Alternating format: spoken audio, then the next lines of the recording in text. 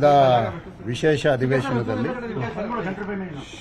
ನಮ್ಮ ಕ್ಷೇತ್ರದಲ್ಲಿ ಭಾಳಷ್ಟು ಕಾಮಗಾರಿಗಳು ನಿಂತೋಗಿದೆ. ಮತ್ತು ಸೇತುವೆಗಳು ನಿಂತಿದೆ, ಜಾಲಹಳ್ಳಿ ಸರ್ಕಲ್ಲು, ಮತ್ತು ಸ್ಕೂಲ್ಗಳು, ಹಾಸ್ಪಿಟ್ಲು, ಸ್ವಿಮ್ಮಿಂಗ್ ಪೂಲು, ಮತ್ತು ಭಾಳಷ್ಟು ಕೆಲಸಗಳು ಪೆಂಡಿಂಗ್ ಆಗಿದೆ. ಈಗಾಗಲೇ 3 ವರ್ಷದಿಂದ ನಮ್ಮ ಕ್ಷೇತ್ರದಲ್ಲಿ ಯಾವುದು ಅಭಿವೃದ್ಧಿ ಆಗ್ತಾಯಿಲ್ಲ. ಹಾಗಾಗಿ ನಮಗೆ ಒಂದು ಅರ್ಧ ಗಂಟೆ ಸಮಯ ಕೊಡಿ ಅಂತ ವಿಧಾನಸಭೆ ವಿಶೇಷ ಅಧಿವೇಶನದಲ್ಲಿ ನಾವು ಕೇಳಿದ್ವಿ. ನಾನು ಮತ್ತು ನಮ್ಮ ದಾಸರಹಳ್ಳಿ ಶಾಸಕರಾಗಿದೆ ಅಂತ ಮುನ್ರಾಜು ಅವರಿಬ್ಬರು ಜೊತೆಯಲ್ಲೇ ಕೇಳಿದ್ವಿ. ಅದಕ್ಕೆ ಇವತ್ತು ನಿನ್ನೆ ಅವರು PS ಅವ್ರು ಫೋನ್ ಮಾಡಿದರು. ಇವತ್ತು ಸಮಯ ಕೊಟ್ಟಿದ್ದಾರೆ, ನೀವು ಬನ್ನಿ ಅಂದರು. ಅದರ ಪ್ರಕಾರ ನನ್ನ ಕಾಮಗಾರಿಗಳು ಯಾವುದಾದ್ರು ನಿಂತಿದೆ ಅದನ್ನೆಲ್ಲ ಪಟ್ಟಿ ಮಾಡ್ಕೊಂಬಂದು ಇವತ್ತು ಕೊಟ್ಟಿದ್ದೀನಿ. ಆ ಕೊಟ್ಟಿರೋ ಪ್ರಕಾರ ಆದಷ್ಟು ಬೇಗ ಕಾಮಗಾರಿಗಳನ್ನ ಪ್ರಾರಂಭ ಮಾಡೋದಕ್ಕೆ ನಾನೆಲ್ಲ ಒಂದು ಇನ್ಸ್ಟ್ರಕ್ಷನ್ ಕೊಡ್ತೀನಿ ಅಂತ ಹೇಳಿದ್ದಾರೆ. ಆ ಭರವಸೆ ಮೇಲೆ ನಾನು ಕಾಯ್ತೇನೆ. ಆದಷ್ಟು ಬೇಗ ನಮ್ಮ ಕ್ಷೇತ್ರದಲ್ಲಿ ನಿಂತಿರೋಂಥ ಕಾಮಗಾರಿಗಳು ಪೂರ್ಣ ಆಗಬೇಕು ಅನ್ನೋದು ನನ್ನ ಉದ್ದೇಶ.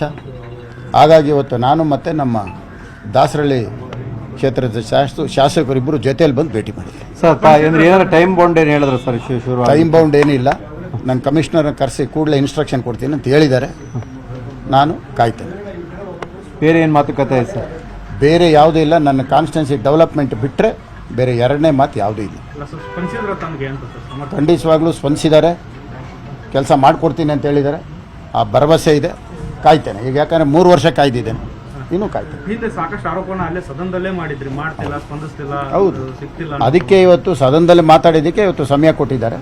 ಇವತ್ತು ಬಂದು ಮಾತಾಡಿದ್ದಾರೆ. ನೀವು ಸಮಾಧಾನ ಸರ್ ಮಾತಾಡಿ? ಈಗ ಸಮಯ ಕೊಟ್ಟಿದ್ದಾರೆ, ನನ್ನ ಮನವಿ ಸಲ್ಲಿಸಿದ್ದೀನಿ. ಮನವಿನೇ ನಾನು ರೈಟಿಂಗಲ್ಲೇ ಕೊಟ್ಟಿದ್ದೀನಿ. ವಿಶ್ವಾಸ ಇದೆಯಾ ಸರ್? ಈಗ ನಂಬಿಕೆ, ಕಾಯ್ತೇನೆ.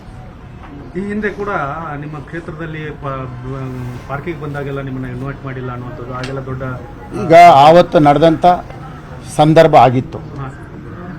ಆವತ್ತಿದ್ದಂಥ ಪರಿಸ್ಥಿತಿ, ಆವತ್ತಿದ್ದಂಥ ಸಂದರ್ಭ, ಅಲ್ಲಾದಂಥ ಘಟನೆ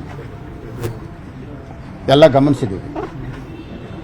ಆವತ್ತು ನನಗೆ ಅಲ್ಲಿ ನಡೆದಂಥ ಘಟನೆ ಬಗ್ಗೆ ಮತ್ತೆ ನಾನು ಅದನ್ನು ಹಿಂದೆ ಹೋಗಿ ಮಾತನಾಡೋದ್ರಲ್ಲಿ ಏನು ಉಪಯೋಗ ಇಲ್ಲ. ಈಗ ಮುಂದಕ್ಕೆ ಆಗಬೇಕಾದಂಥದ್ದು ಕಾನ್ಸ್ಟಿಟ್ಯೂನ್ಸಿ ಡೆವಲಪ್ಮೆಂಟ್ ಆಗೋದು. ನನ್ನ ಈಗಾಗಲೇ ಇದಕ್ಕೆ ಹಿಂದೆ ಒಂದು ಸಾರಿ ಹೇಳಿದ್ದೆ, ಕಾನ್ಸ್ಟಿಟ್ಯೂನ್ಸಿಗೋಸ್ಕರ ನಾನು ಯಾರು ಕಾಲು ಬೇಕಾದ್ರೂ ಹಿಡ್ಕೊಳ್ತೀನಿ ಅಂತ. ನನ್ನ ಕಾನ್ಸ್ಟಿಟ್ಯೂನ್ಸಿಗೋಸ್ಕರ ನಾನು ಎಲ್ಲಿ ಬೇಕಾದ್ರೂ ಬಂದು ಬೇಡ್ಕೊಳ್ಳೋಕೆ ನಾನು ಸಿದ್ಧವಾಗಿರೋಂಥ ಆ ಕೆಲಸ ನಾನು ಇವತ್ತು ಮಾಡಿದ್ದೀನಿ. ಮಾಡಿಕೊಡ್ತಾರೆ ಅನ್ನೋ ನಂಬಿಕೆ ನನಗಿದೆ. ನಿರ್ಭೀತ, ನಿಷ್ಪಕ್ಷಪಾತ, ವಿಶ್ವಾಸಾರ್ಹ ಸುದ್ದಿಗಳಿಗೆ ಹೆಸರಾಗಿರುವ ನ್ಯೂಸ್ 18 ಕನ್ನಡ ಈಗ ಆಪ್ನಲ್ಲೂ ಲಭ್ಯವಿದೆ.